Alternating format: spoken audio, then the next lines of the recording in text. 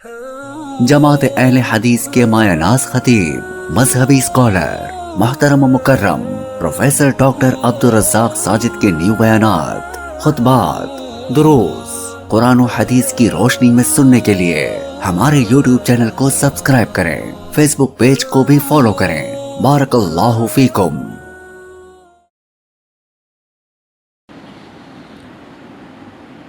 اعوذ باللہ السمیع العلیم من الشیطان الرجیم۔ رب اشرح لی صدری ویسر لی امری واحلل عقدۃ من لسانی یفقہوا قولی۔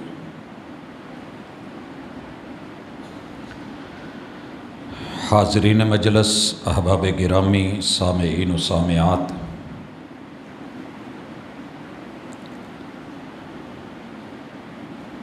انسان بنیادی طور پہ مخلوق ہے اور اللہ کی تخلیق کا شاہکار ہے۔ خالق نے جیسے چاہا اسے ماں کے پیٹ میں تیار کیا، پیدا کیا۔ اللہ کی تخلیق بڑی ہی خوبصورت، لازوال اور بے مثال شاہکار ہے۔ اللہ رب العزت اپنا تعارف کرواتے ہوئے کہتے ہیں کہ یا ایھا الناس اتقوا ربکم الذی خلقکم من نفس واحدہ وخلق منہا زوجہا وبث منہما رجالا کثیرا ونساء۔ انسانوں، انسانیت کا تقاضا ہے کہ تم ذرا ادب احترام کے دائرے میں رہا کرو، شرم و حیا، عزت اور وقار کے ساتھ اللہ کی کبریائی کو، اللہ کی حکمت کو اور عظمت کو تسلیم کرتے ہوئے رب سے ڈرا کرو۔ تمہارا رب وہ رب ہے کہ جو بغیر کسی سابقہ نقشے کے تمہیں بناتا ہے اور پھر ماں کے پیٹ میں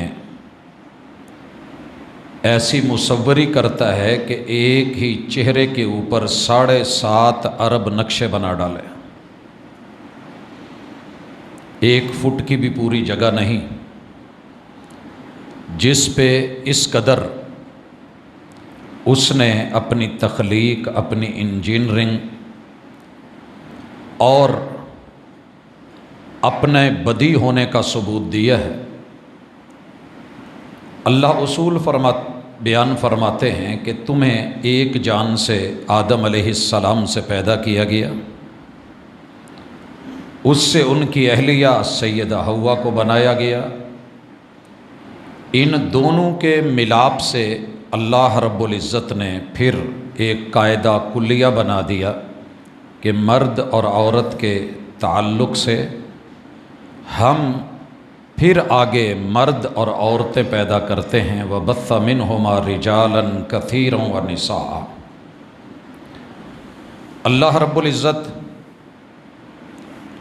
جو چاہے فیصلہ کرے، اللہ کو کوئی بھی پوچھنے والا نہیں۔ وَاللَّهُ يَحْكُمُ لَا مُعَقِّبَ لِحُكْمِهِ۔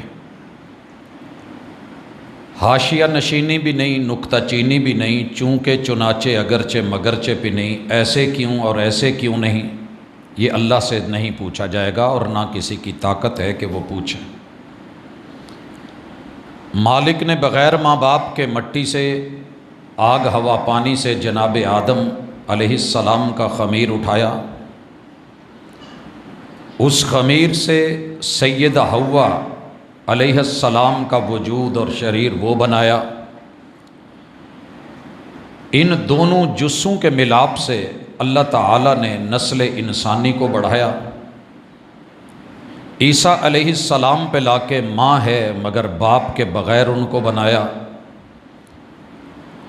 اللہ تعالیٰ نے جسے بھی جو بنایا اپنی مرضی سے بنایا،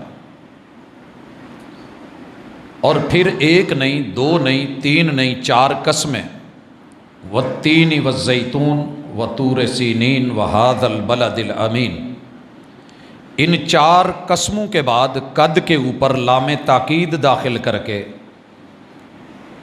ये अलबत्ता तहकीक, यकीनी और पुख्ता बात, ये भी हल्फिया सियाक के साथ मुफस्सिरीन लिखते हैं कि 5वीं कसम बन रही है।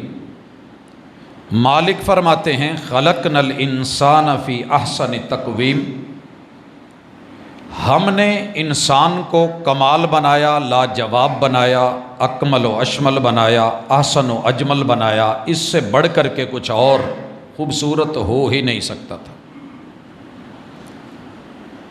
अल्लाह को ये कोई नहीं पूछेगा कि इसे मर्द क्यों बनाया, इसे औरत क्यों बनाया, रेशो क्या रखी, मुनासबत क्या रखी। वो मालिक है, वो निज़ाम चलाता है, वो बेहतर समझता है जो चाहे। किसी को मर्द बनाया तो उसमें आजमाइश है, किसी को औरत बनाया तो उसमें भी आजमाइश है। और अगर किसी को इनके दरमियान कुछ बना दिया तो वो भी उसकी आजमाइश है और उस सोसाइटी और मुआशरे की भी आजमाइश है। अल्लज़ी खलक़ल मौत वल हयात लियब्लुवकुम अय्युकुम अहसनु अमला। तुम्हारा रब ज़िंदगी और मौत दे के इस दरमियानी वक़्त में चाहता ही है कि वो तुम्हें आजमाए, इम्तिहान ले, इख्तिबार ले। हम स्कूल, कॉलेज, यूनिवर्सिटियों से ये नहीं पूछते कि जब हमने फ़ीसें दी हैं, पूरा साल हाज़रियाँ दी हैं, लेक्चर लिए हैं, बैठ के पढ़ा है, क्या आपको अपने इदारे पे एतमाद नहीं, या अपने निसाब पे एतमाद नहीं, या पढ़ाने वाले उस्ताज पे एतमाद नहीं? क्या वजह है कि आप हमें फिर इम्तिहान के चक्करों में डालते हैं, इजाफी फ़ीसें लेते हैं, वक़्त लगता है, और फिर अपने ही पढ़ाए हुए बेशुमार लोगों को फेल करके साइड पे कर देते हो? तो ये निज़ाम फितरत है, ये निज़ाम कुदरत है। इसे जिसने माना वही कामयाब ठहरा, जिसने इसको चैलेंज किया वो कल भी सफ़े हस्ती से मिटा और आज भी उसका वजूद ख़तरे में है। इस हकीकत को मान ले कि अल्लाह ताला माँ के पेट में वजूद खुद बनाते हैं। रब के पास मटीरियल की कमी नहीं होती। वो जो चाहे, जैसे चाहे, किसी के कान बड़े कर दे, छोटे कर दे या मफकूद कर दे, किसी को गला पूरा दे दे, किसी का तालू, किसी का होंठ। साइंस इसे अपने नुक्ता नज़र से देखेगी कि कौन से क्रोमोसोम्स क्या प्रॉब्लम बनी, क्या इजाफी फिट हो गया, क्या कमी बेशी रह गई, छठी उंगली साथ क्यों लग गई, दीगर जगहों पे मसले मसाइल क्यों बने। साइंस उसे अपने अंदाज में पढ़ेगी, लेकिन रहमान की टेक्नोलॉजी और तख्लीक और इंजीनियरिंग, अल्लाह कहते हैं कि हम आपको आजमा रहे हैं। मुकम्मल कामिल मर्द बना दिया है तो अल्लाह का शुक्र कौन करता है और शिकवा कौन करता है? बड़े सारे मर्द हैं जिन्हें ये शिकवा है कि यार इससे तो कहीं बेहतर था, औरत होता, मेरे भी हाथ साफ होते, मैं भी ऐसी माहौल में बैठा होता, मुझे भी नेल पॉलिश लगी होती, मैं भी सिर्फ लेने वाला होता, मैं सारा दिन तगारियाँ, मेहनत मजदूरियाँ करके, हाथ काले करके, शाम को जब घर आता हूँ तो बच्चे उस रोटी पकाने और देने वाली माँ को तो याद रखते हैं कि माँ ने पराठे दिए हैं और उन पे घी देसी लगाया है, लेकिन ये कोई नहीं देखता कि ये देसी घी नहीं है, ये मेरा खून पसीना है जिससे रोटी चौपड़ी गई है।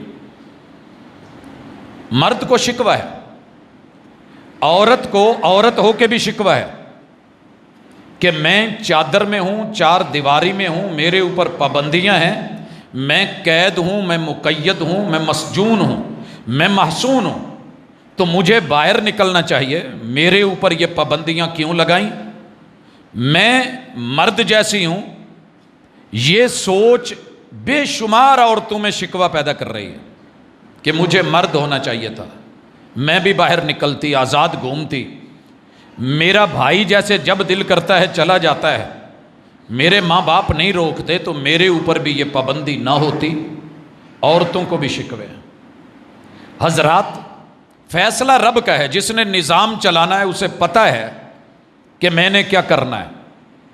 آپ کسی ایک ریسٹورنٹ میں جا کے آرڈر دیتے ہیں، اتنے لوگ ہیں، اب انہوں نے کتنا پکایا ہے، کتنا سرو کیا ہے، کتنا بچا ہے، کب لیٹ کیا ہے، کب جلدی دیا ہے، وہ ان کی اپنی حکمت عملی ہے۔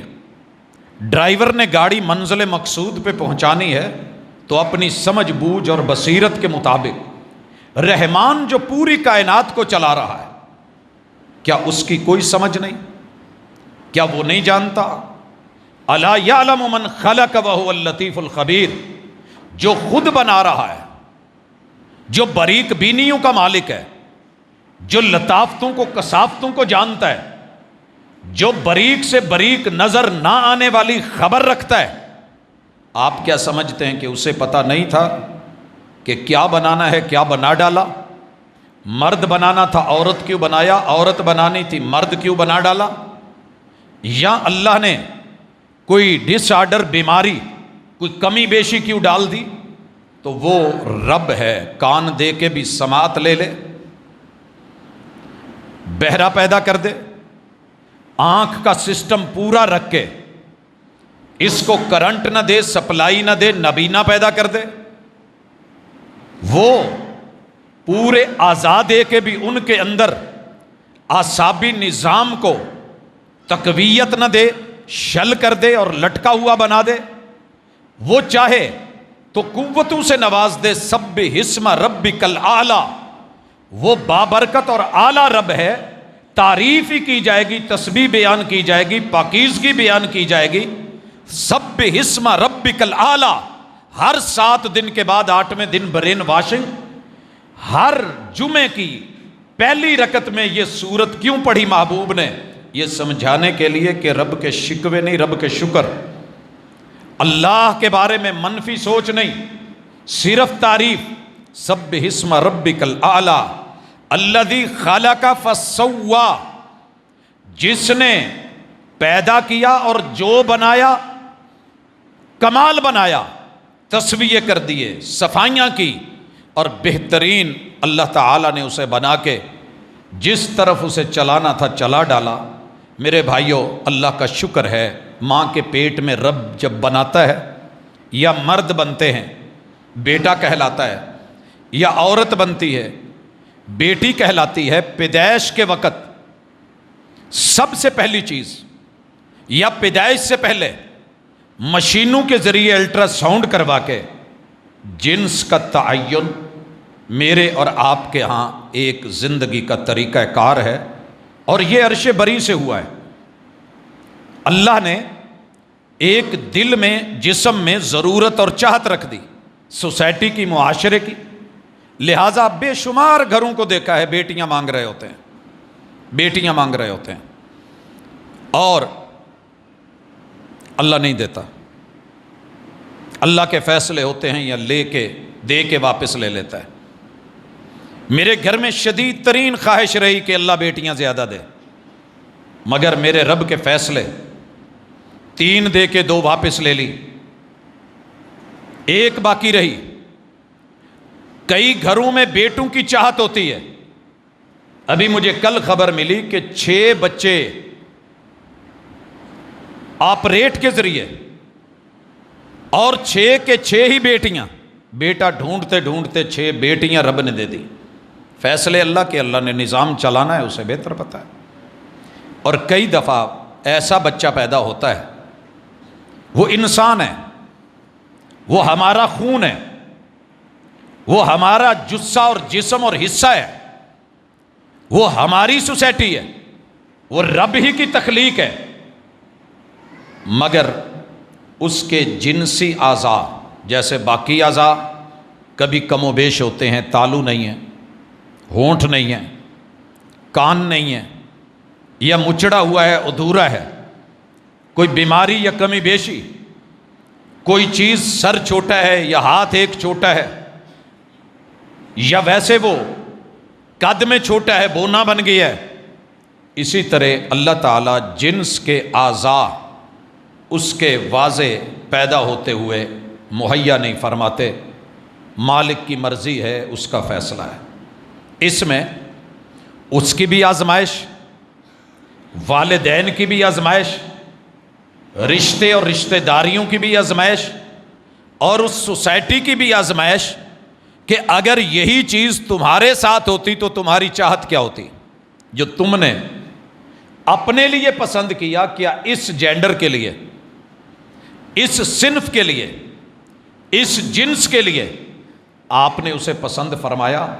میں آج تمہید میں یہ باتیں کیوں کر رہا ہوں کہ وطن عزیز میں 2009 سے باقاعدہ کوششیں تو پہلے بھی تھی، لیکن سپریم کورٹ کے ایک فیصلے کے مطابق مردم شماری میں یہ کوشش کی گئی کہ مردوں کا شمار ہوتا ہے، عورتوں کا شمار ہوتا ہے، تو آبادی میں وہ لوگ کدھر جائیں کہ جن لوگوں کا تعلق مشابہت کا تعلق ہے، مرد ہیں یا عورت ہیں، تو ان کا نام میں ٹرانسلیٹ کیا کیا جائے، ترجمانی کیا کی جائے، کیا ٹائٹل دیا جائے، عنوان کیا دیا جائے، اور ان کی جینڈر، ان کی جنس، ان کی صنف کو متعین کیسے کیا جائے۔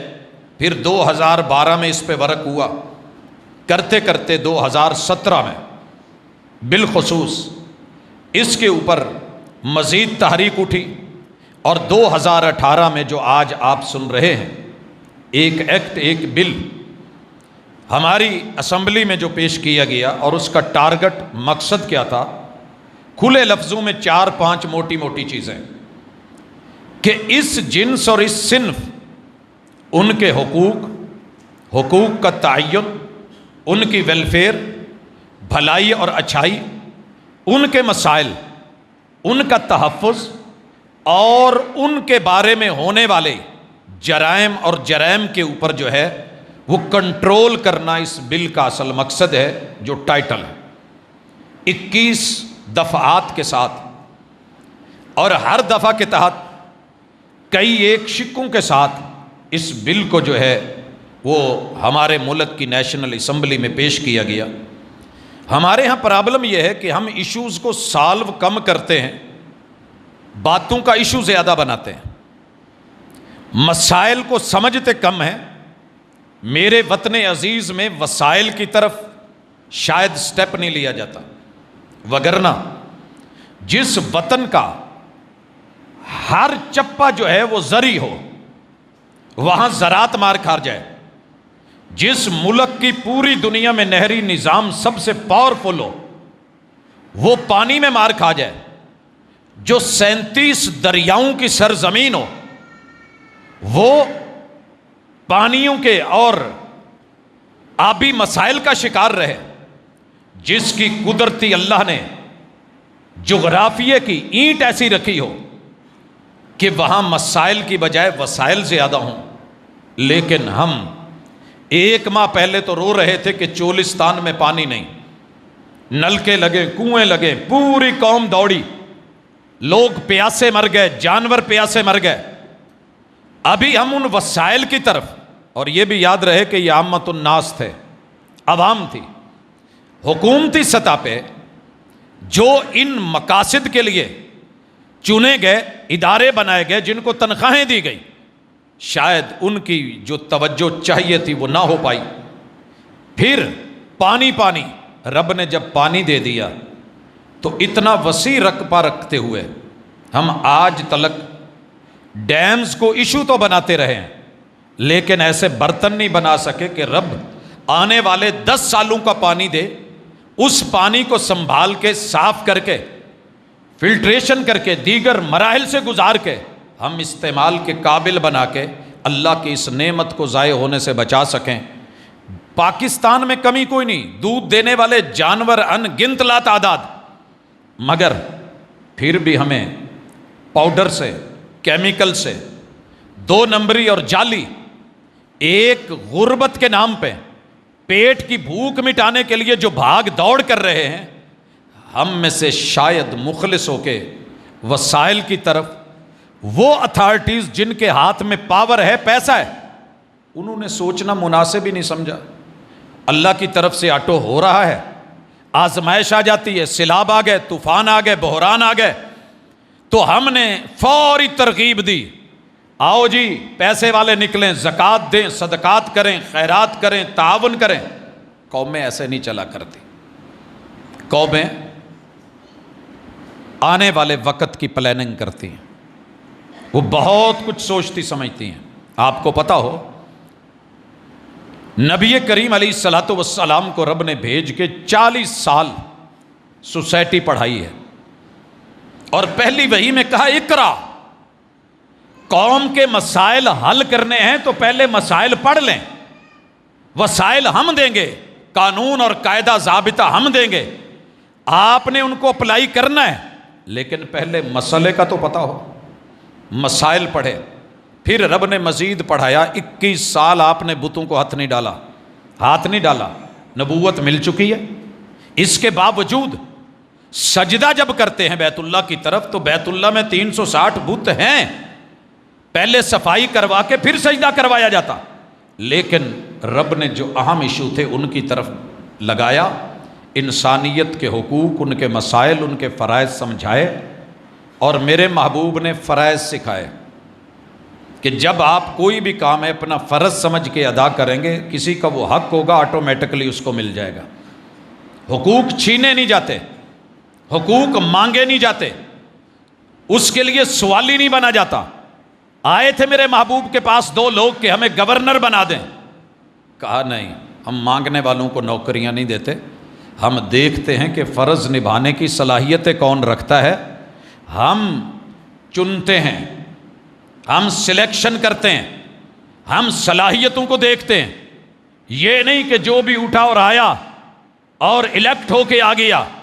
ہمارے سسٹم میں الیکشن نہیں ہوتے، سلیکشن ہوتی ہے، اور وہ معیاری ہوتی ہے، اس کے اندر اگر کوئی اپنا ہے، سکا بیٹا بھی ہے، صلاحیت رکھتا ہے، اس وجہ سے ریجیکٹ نہیں کیا جائے گا کہ ملوکیت چلنے لگی ہے۔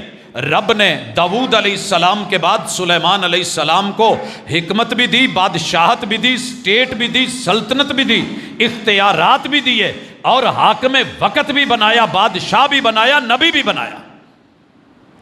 یہ کوئی ایشو نہیں ہے کہ جناب موروثی نہیں ہوگا۔ اللہ نے ابراہیم علیہ السلام کو نبوت کا تاج دیا، ان کے بیٹے میں جناب اسحاق میں صلاحیتیں دیکھی، اللہ نے سلیکٹ فرمایا، نبوت کا تاج دے دیا۔ اسماعیل علیہ السلام کو دیکھا، سلیکشن فرما دی، نبوت کا تاج دے دیا۔ اسحاق علیہ السلام کے بیٹے ابراہیم علیہ السلام کے پوتے جناب یعقوب علیہ السلام کو دیکھا، سلیکشن فرمائی، نبوت کا تاج سر پہ رکھ دیا۔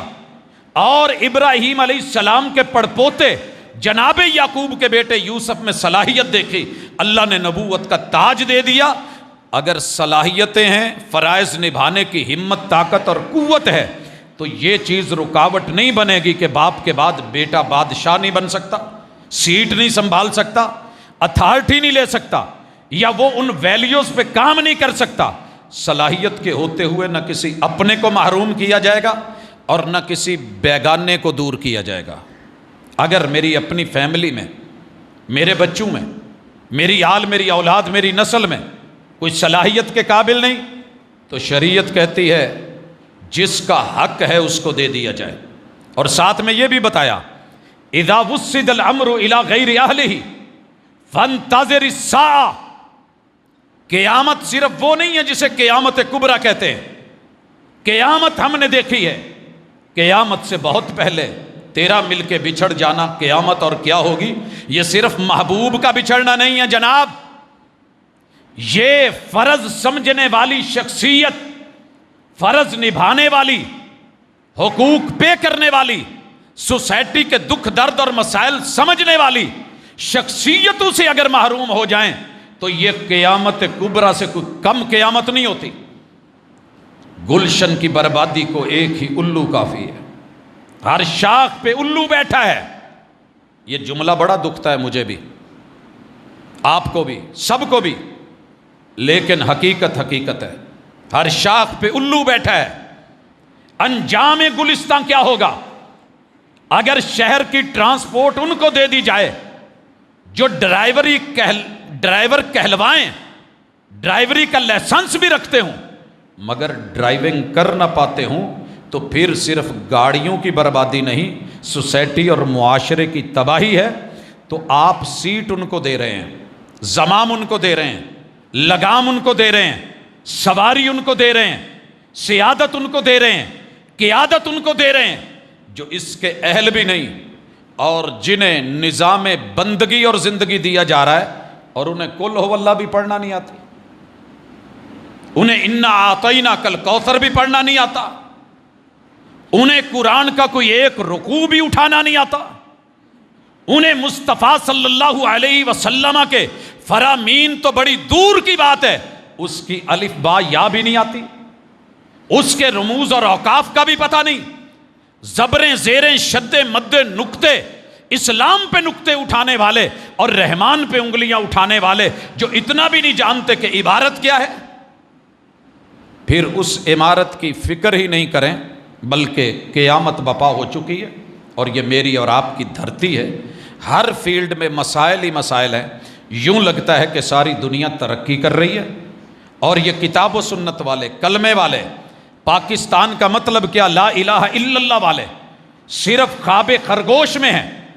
آنے والی نسل کا گریبان ہم نے پکڑا ہے اور خراب کیا ہے، اور اس نسل نے اگر یہاں نہیں تو قیامت کو گریبان ضرور پکڑنا ہے۔ جناب اپنی ذمہ داری کا احساس کیجئے، یہ تو بڑا مسئلہ اٹھ رہا ہے، معاشرہ خراب ہو جائے گا، سوسائٹی خراب ہو جائے گی، جوان بگڑ جائے گا، مرد عورت بگڑ جائے گی، مستقبل کے والدین بگڑ جائیں گے، یہ ہو جائے گا۔ آج کا نوجوان کدھر جا رہا ہے؟ جناب ادھر ہی جا رہا ہے جدھر بڑے لے کے جا رہے ہیں، یہ کہیں اور نہیں جا رہا۔ پیسہ بھی آپ کا، دولت بھی آپ کی، سرمایہ بھی آپ کا، گھر بھی آپ کا، چھت بھی آپ کی، اور اسکول کالج یونیورسٹی کا انتخاب بھی آپ کا، سلیبس غیر کا دیا ہوا، اور جو تیرے رب نے خالق اور مالک نے سلیبس دیا تھا، 100 آدمیوں کو بٹھا لو، قرآن کو چومیں گے، چاٹیں گے، سر پہ رکھیں گے، گلے سے لگائیں گے، احترام کریں گے، اونچی جگہ رکھیں گے، لیکن اپنے سلیبس میں لا کے زندگی کو بندگی کو اس کے مطابق نہیں بنائیں گے۔ اس کے لیے کچھ اور چاہیے، اس کے لیے عربک نہیں۔ مرعوب قومیں، محکوم قومیں، غلامی میں بدل جاتا ہے قوموں کا ضمیر۔ شکار کرنے والا شیر بھی چڑیا گھر میں جا کر کے اس گوشت کو بھی کھا لیتا ہے جس سے سمیل آ رہی ہوتی ہے، حالانکہ وہ کسی کا شکار شدہ گوشت نہیں کھاتا، لیکن مجبور ہے، پیٹ کا پابند ہے۔ حضرات یہ ہماری حالت ہے۔ جتنے بھی ایکٹ بنیں گے، جتنے ایکشن لیے جائیں گے، جتنے بل بنیں گے، جتنے آرڈیننس آئیں گے، انسان کے لیے سوچے ہوئے منصوبے ہوں گے، وہ صحیح بھی ہو سکتے ہیں، وہ غلط بھی ہو سکتے ہیں، وہ ان اعمال اور خواہشات کو پورا بھی کر سکتے ہیں، ادھورا بھی چھوڑ سکتے ہیں۔ اس ایکٹ میں ٹوٹلی 9 حقوق جو ہیں وہ ٹرانسجینڈر کے بیان کیے گئے، اور 10واں ان بنیادی حقوق کے اوپر تعمیل کروانے کے لیے حکومت نے زور دیا کہ وہ اس کی ذمہ داری ہے، اور 11ویں چیز اس میں یہ ڈالی گئی کہ ان سے بھیک نہیں منگوائی جائے گی، ان سے بھیک نہیں منگوائی جائے گی۔ حضرات آنے والے جمعوں میں انشاءاللہ میں اس جنس کی حقیقت، ریئلٹی، حقوق، مقاصد، مسائل، وسائل اور ہماری ذمہ داری کیا ہے، اور اسلام کا نقطہ نظر کیا ہے، اور دنیا کیا کر رہی ہے۔ آج یہ ایشو، یہ جو ابھی جون گزرا ہے، آپ کو پتہ ہونا چاہیے، جو بائیڈن نے اس میں کہا تھا کہ یہ ہیجڑوں کے لیے، خواجہ سراؤں کے لیے یہ جون کا مہینہ بہار ہے، کمال ہے۔ وہ لوگ اپنا ایک خاص انداز رکھتے ہیں، اپنی ملت پر قیاس اقوام مغرب سے نہ کر، خاص ہے ترکیب میں قوم رسول ہاشمی۔ حضرات آئیے پہلے اللہ کا شکر کریں کہ اللہ نے مجھے مرد بنایا ہے۔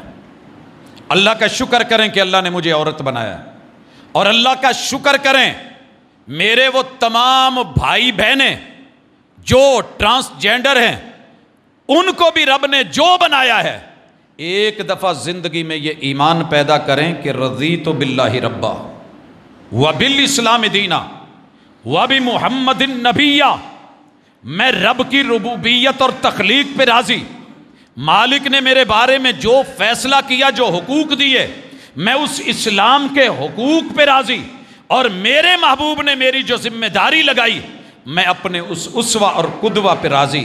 یہ تینوں چیزیں آپ کو بھی، مجھے بھی، مردوں کو بھی، عورتوں کو بھی، اور تیسری صنف کو بھی اس پہ راضی ہونا ہوگا۔ مسئلہ کوئی ہے ہی نہیں ہے، سارے وسائل ہی وسائل ہیں، حقوق ہی حقوق ہیں، لیکن کاش کہ ہم سمجھ سکیں۔ عرض کرنا چاہ رہا ہوں، پہلی گزارش،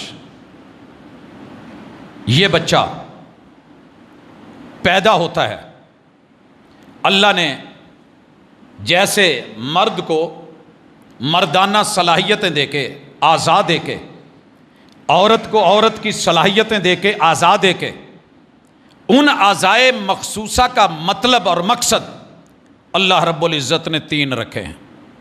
سب سے پہلی چیز اللہ کی مرضی، مالک کی خوشی۔ جیسے آپ اور میں کوئی تصویر بنا کے یا گھر بنا کے خوش ہوتے ہیں، تو مالک اپنی مخلوق پہ خوش ہے، تخلیق پہ خوش ہے۔ دوسری چیز کہ اللہ نے انسانی نسل کو چلانا ہے، سسٹم آگے جاری رکھنا ہے، جاری رکھنے کے لیے اللہ رب العزت نے مرد میں مردانہ صلاحیتیں ڈال کے، عورت میں اس کی صلاحیتیں بروئے کار لا کے رکھ کے، اس کے اندر اللہ نے دونوں کے اندر سب سے پہلے اٹریکشن پیدا کی ہے، میلان۔ جب بچہ پیدا ہوتا ہے، یہ اس وقت شو نہیں ہوتی، سب سے پہلے جسم اور باڈی کا شو ہونا۔ اگر یہ ہے الحمدللہ، نہیں ہے پریشان مت ہوں۔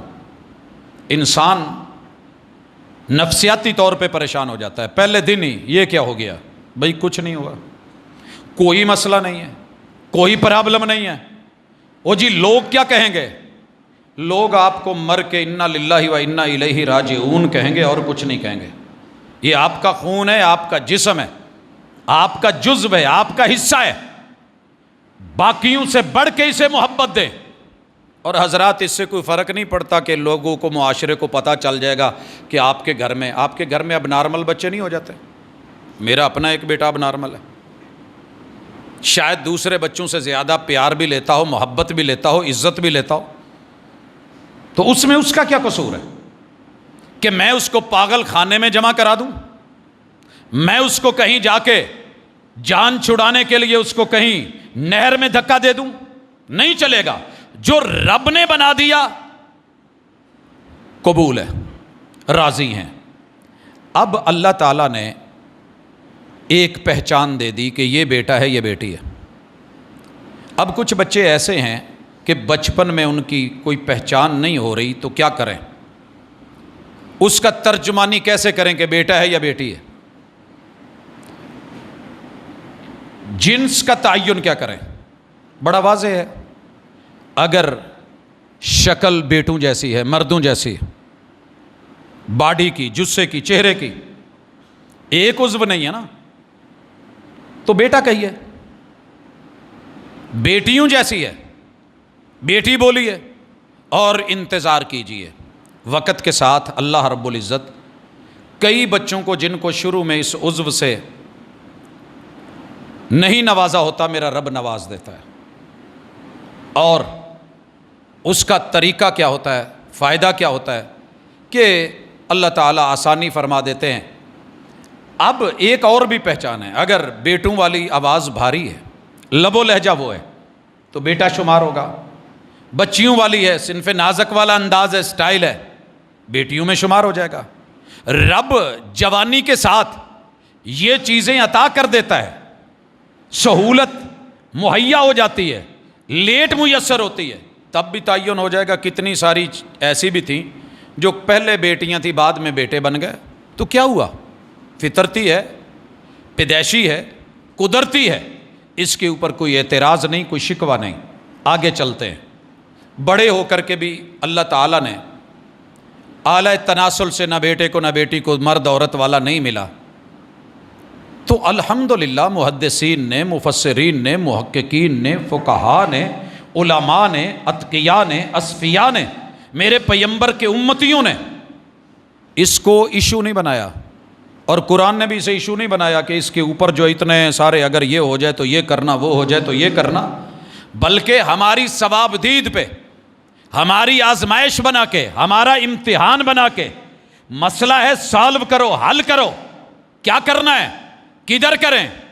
قربان جاؤں ان فقہا کے اوپر جنہوں نے دقیق سے دقیق اور باریک سے باریک، ڈاکٹر نہیں تھے لیکن ڈاکٹروں سے بڑھ کے حق ادا کیا۔ دنیا ابھی سوچ رہی ہے اور وہ اس وقت بیان کر چکے ہیں اپنی کتابوں میں کہ کیا کیا جائے۔ اگر جوانی کے ساتھ چہرے پہ داڑھی آ جاتی ہے، داڑھی آ جاتی ہے، بڑی واضح علامت ہے کہ شمار بیٹوں میں کرو۔ داڑھی نہیں آتی، پتہ نہیں چلتا، یہ دیکھ لیجئے کہ بیٹے اور بیٹیوں کے معاملات جو ہوتے ہیں ان میں سے کوئی ایک بیٹیوں والی کیفیت پیدا ہو گئی تو اس طرف اگر یہ بھی سمجھ نہیں آ رہی تو جناب پیدا یہ دیکھ لیجئے میلان کدھر ہے۔ اگر عورتوں کی طرف میلان ہے سمجھ لیجئے یہ لڑکا ہے، مردوں کی طرف میلان ہے تو ذہن میں رکھیے کہ ہم نے ٹرانسجینڈر اس کے صرف تعین کرنا ہے نا کہ یہ کیا ہے، مسئلہ تو اتنا ہے کیونکہ آگے حقوق دینے ہیں، آگے بے شمار اس کے رائٹس ہیں جو اس تک پہنچانے ہیں۔ تو بڑی خوبصورتی کے ساتھ اس چیز کو دیکھا، حتیٰ کہ میں انشاءاللہ نیکسٹ کسی ملاقات میں وہ عبارتیں بھی لے کر کے آؤں گا کہ جو فقہا نے، محدثین نے، علماء نے لکھی کہ بچے کے پیشاب کرنے کے سٹائل کو بھی چیک کیا جائے گا۔ کون کرے گا؟ ماں باپ سے بڑھ کے کوئی مہربان نہیں ہوتا، کہ اگر بیٹے کی طرح پیشاب کر رہا ہے، اعضاء نہیں ہے دونوں ہی، اور اس میں دھار آ رہی ہے تو لڑکا سمجھا جائے گا۔ اگر پیشاب پھیل کے آ رہا ہے تو دوسری صنف سمجھا جائے گا، لیکن اسے ایشو نہیں بنایا جائے گا۔ اور اگر اللہ نے ڈبل اعضاء سے نواز دیا ہے، مردوں والا بھی ہے عورتوں والا بھی، یہ ہمارے گھر کا مسئلہ ہے، یہ ہماری چار دیواری کا مسئلہ ہے، یہ ہماری اندر کی دنیا کا مسئلہ ہے۔ اب یہ نہیں کہ تنظیمیں بنے گی، ہم ان کو فارغ کر دیں گے اور پھر لوگ ان کو لے کے جیسے مرضی حالات کے وہ مارے ہوئے، نہ ہم ان پہ خرچ کریں، نہ ان کو دیں، نہ ان کو اپنے جو ہے، بلکہ ان کے وہ سارے حقوق ہیں۔ اسلام تو پتہ ہے کہاں حقوق شروع کر دیتا ہے، یہ بھی آج سن لیں۔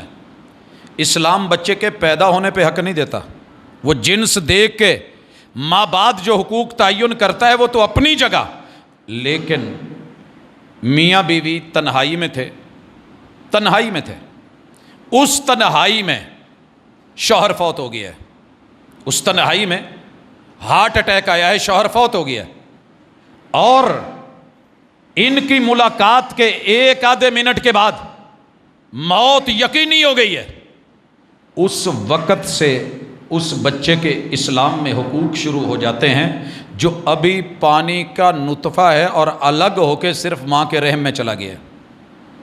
اگر حمل ثابت ہو جائے، پریگنینسی ثابت ہو جاتی ہے، اس بچے کے حقوق سارے کے سارے شریعت اس کو عطا کرتی۔ اللہ کہتے نہیں علم یجد کا یتیمن فآوا، محبوب باپ آپ کے آنے سے پہلے دنیا سے جا چکا تھا، کوئی ایک حق تو بتائیے جو ہم نے آپ کو دلوایا نہیں ہے۔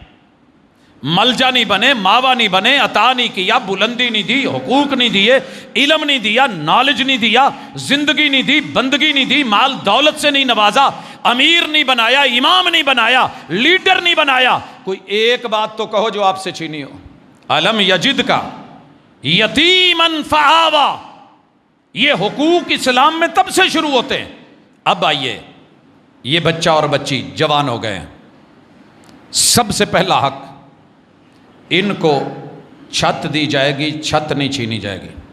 ان کی زمین جہاں ماں باپ رہتے ہیں، میں آج ذرا اسلام پہ بات کر لوں، نیکسٹ ہم دیکھیں گے کہ ہمارے ملک نے، ہمارے اس بل نے، ہمارے اس ایکٹ نے کیا دیا ہے، کیا دینا چاہا ہے، الفاظ کیا ہیں، مضمرات کیا ہیں، ارادے کیا ہیں، سوچ اور فکر کیا ہے، اور اس کے صحیح نتائج کیا نکلیں گے، برے نتائج کیا ہوں گے۔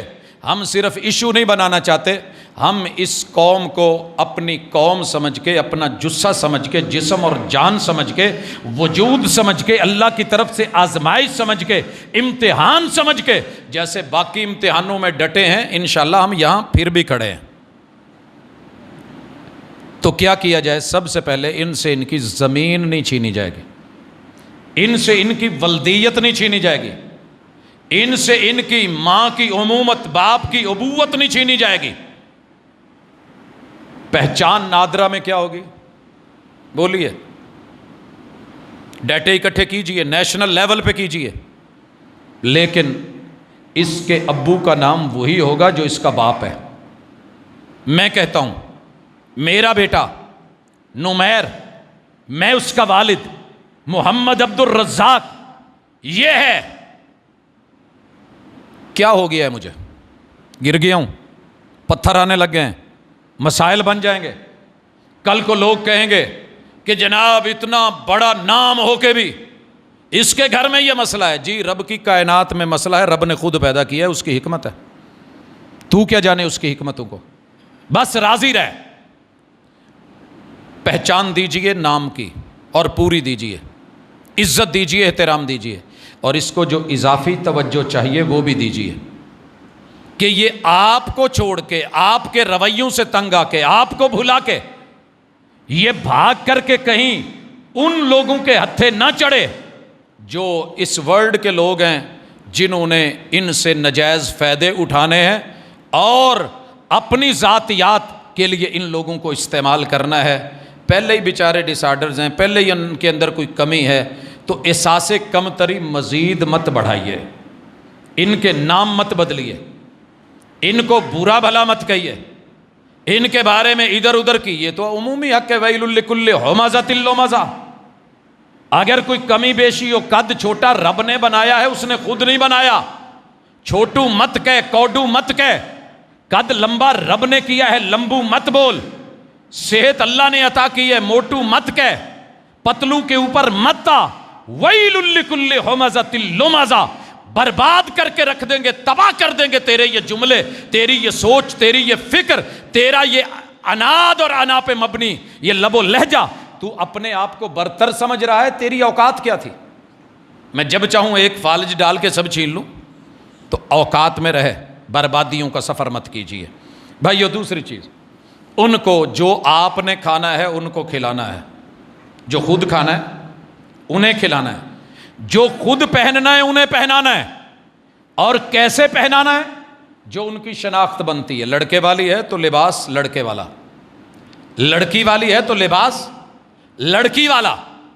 اور اگر خنثی مشکل ہے، ہاں نام پہ مجھے تھوڑی بات کرنی چاہیے تھی، لیکن دنیا جانتی ہے کہ ہمارے ہاں ہیجڑا بھی کہا جاتا ہے، خسرا بھی کہا جاتا ہے، خسرا بھی، اور مخنث بھی بولا جاتا ہے۔ اور اس کے لیے جو با ادب لفظ چنا گیا اور وہ خود بھی پسند کرتے ہیں، کسی بھی ہیجڑے کو اچھا نہیں لگتا کہ ہیجڑا کہا جائے، آپ بے شک پوچھ کے دیکھ لیں، لیکن یہ ریئل لفظ ہے۔ آپ کسی کو خسرا کہیں اسے پسند نہیں ہے۔ مخنث عربی نے بولا ہے، عربی لینگویج نے۔ ہمارے ہاں جو شاہی بولی تھی، اس شاہی بولی میں ان کو دو پہلوؤں سے رکھا گیا۔ خواجہ کا لفظ فارسی کا ہے، سردار کو کہتے ہیں، مخدوم کو کہتے ہیں، چودھری کو کہتے ہیں، کسی بھی فیلڈ میں نمایاں ہستی کو کہتے ہیں خواجہ معین الدین، محلہ خواجگان۔ تو یہ خواجہ سردار کے معنی میں، اور خواجہ سرائے وہ رہائش گاہ جہاں پہ سردار لوگ رہتے ہیں۔ بادشاہوں کے پاس ان کی عورتوں کی خدمتوں کے لیے صرف عورتوں سے کفایت نہیں ہوتی تھی، کہیں مردوں کی بھی ضرورت پڑتی ہے۔ ہمارے ہائی اسکول میں، ہمارے گرلز کالجز میں بے شمار مرد رکھنے پڑتے ہیں، عورتیں سارے کام نہیں کر سکتی، ہسپتالوں میں مجبوریاں ہوتی ہیں۔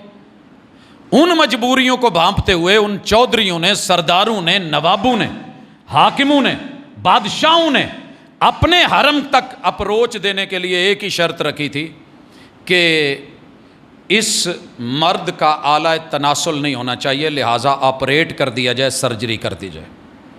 سرجری کا رجحان تو بڑا پرانا ہے. جراحت اللہ تعالیٰ جو بنا دے وہ قبول ہے، مگر ایسے کرنا حرام ہے. کوئی دوسرا کرے تو بھی زیادتی، خود کروں تو بھی غلطی. مجھے کوئی مارے تو اجازت نہیں ہے، میں خودکشی بھی حالات سے تنگ آ کے کروں جیسے مرضی ہوں، تو اسلام اس کی بھی اجازت نہیں دیتا.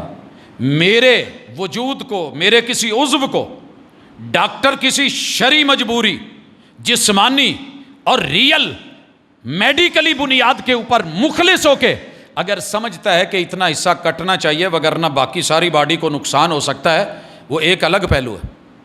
لیکن صرف اپنی چاہتوں کے لیے، امیدوں کے لیے، ضرورتوں کے لیے، خواہشات کو بر لانے کے لیے کسی دوسرے کو نوکری کے لیے یہ شرط رکھنا کہ پہلے ہیجڑا بن، مخنث بن، خسرا بن، یا اگر خاجوں میں بیٹھنا ہے اور ان کی سرا تک آنا ہے تو پہلے اپنا وجود کٹوا کے آ، تاکہ ہمیں یقین ہو کہ تو ہماری عورتوں میں، بیٹیوں میں، بہنوں میں، ماؤں میں، بہوؤں میں اور ہماری عزتوں میں گھومے پھرے، تو کم از کم ہمیں یہ ڈر نہ ہو کہ ہماری نسل خراب ہو یا ہمارے بچے جو ہے کسی اور سے. تو ہم جنگوں میں رہنے والے، دور محاذوں پہ رہنے والے، لڑنے والے، ہم 24 گھنٹے گھر تو نہیں ہوتے، پیچھے نگرانیاں بھی کرنی ہیں. حضرات آئیے، اسلام نے کتنا خوبصورت سسٹم اپنایا. آج دنیا چڑھ دوڑی ہے، مدینہ منورہ ہے، اور فیصلہ کیا گیا، پہلے میٹنگ کی گئی، مشورہ کیا گیا، شہر میں رہ کے لڑا جائے یا شہر سے باہر جا کے، شہر میں لڑا جائے یا باہر جا کے. پتہ ہے کیا فیصلہ ہوا تھا؟ وَأَمْرُهُمْ شُورَىٰ بَيْنَهُمْ کے بعد کہ شہر سے نکل کے لڑیں.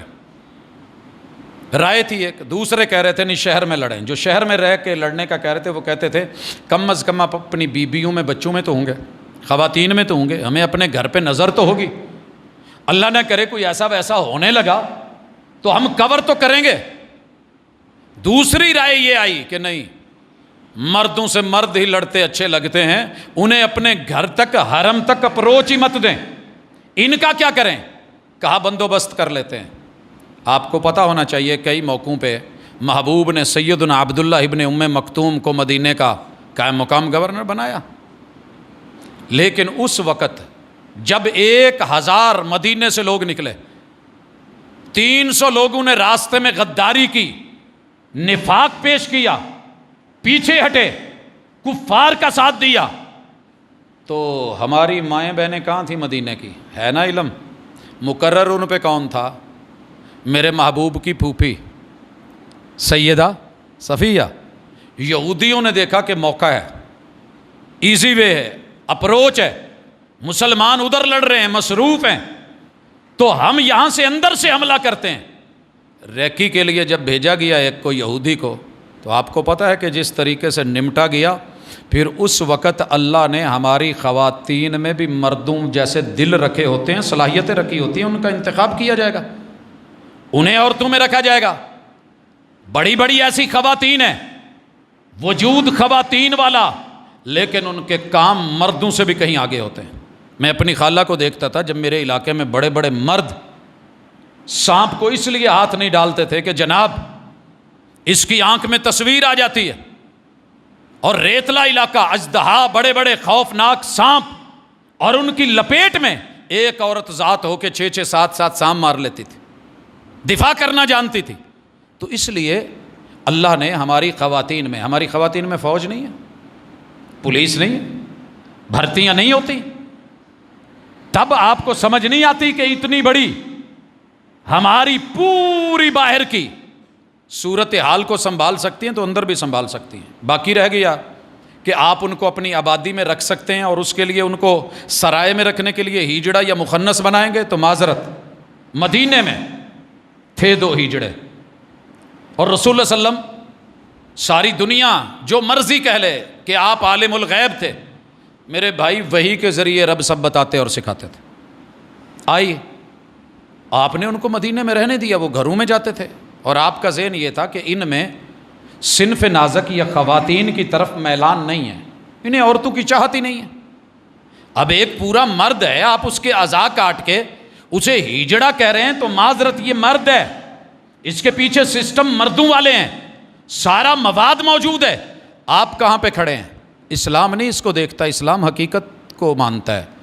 میرے محبوب علیہ الصلوۃ والسلام کی زندگی میں جنگیں ہو رہی تھیں، تو ایک صحابی کو یہ دونوں ملے اور کہنے لگے تو ساڈا یار ہے، تینوں ایک مشورہ دئیے، طائف یا حنین دی جنگ لگے نا، ادھر نو رخ ہوئے تے فلانا جڑا سقفی قبیلے دا سردار ہے نا، اس کی بیٹی کیا بات ہے، حسن کی دیوی ہے، اور اس وقت حسن کا معیار لمبے بال، فربا بھاری جسم، اور انہوں نے باقاعدہ جو کہا وہ حدیث میں لفظ موجود ہیں، اگر سامنے سے دیکھو گے تو پیٹ پہ اتنے بل پڑ رہے ہوں گے، پیچھے سے دیکھو گے تو اتنے بل بیک سے پڑ رہے ہوں گے۔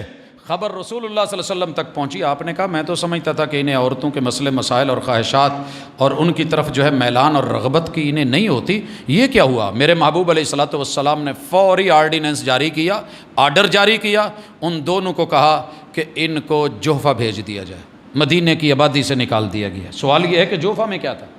جوفہ میں صرف مرد ہوتے تھے اس وقت، عورتیں نہیں تھیں۔ اسی طرح حضرت عمر رضی اللہ تعالیٰ عنہ نے جب اس طرح کا ایک ایشو دیکھا تو ایک لڑکے کو کوفہ بھیجا۔ کیوں بھیجا تھا کوفہ؟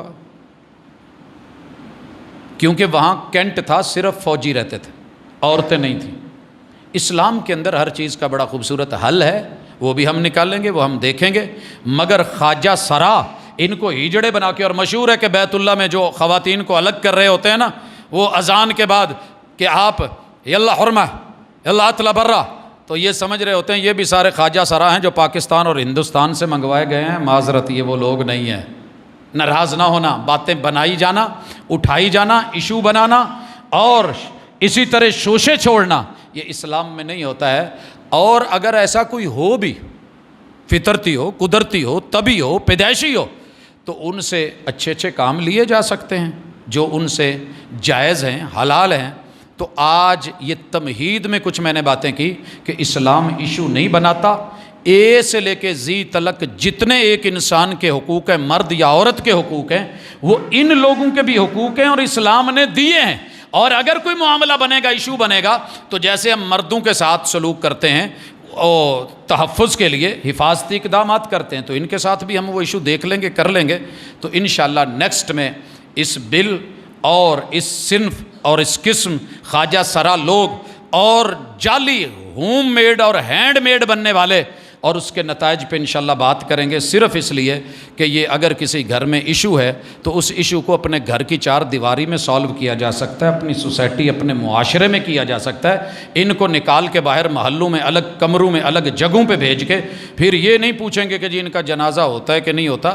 ان کے مدارس، ان کے اسکولز، ان کے کالجز، اور اس میں تربیت ان کی نہیں، تربیت ہماری ہونے والی ہے کہ جو پٹھان کو دیکھ کے ہم فوری اپنا چینل چینج کر لیتے ہیں۔